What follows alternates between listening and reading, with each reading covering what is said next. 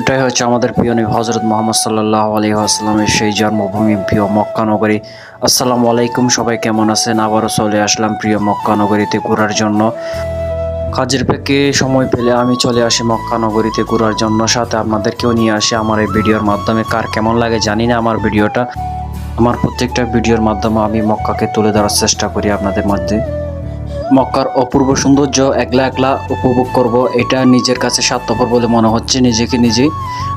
তাই ভিডিওর মাধ্যমে আপনাদেরকেও মক্কা দেখার সুযোগ করে দিলাম। মক্কা গড়ির টাওয়ারের ভিউটা আমার খুব অসাধারণ লাগে। আমি সব সময় যাই মক্কার গড়ির টাওয়ারের সামনে ভিউটা নেওয়ার জন্য। আমি মক্কায় আছি প্রায় 2 বছর হয়ে গেছে। মক্কার আশেপাশে কোন দিকে কি আছে কোনোদিন ঘুরে দেখা হয়নি। আজকে ঠিক করলাম, আজকে যেহেতু খুব তাড়াতাড়ি কাজ থেকে চলে এসেছি, তাই আজকে আমরা 2 ভাই ঠিক করলাম মক্কার চারপাশে কোথায় কি আছে, কোন দিকে কোন গেট দিয়ে কোথায় যায় সব ঘুরে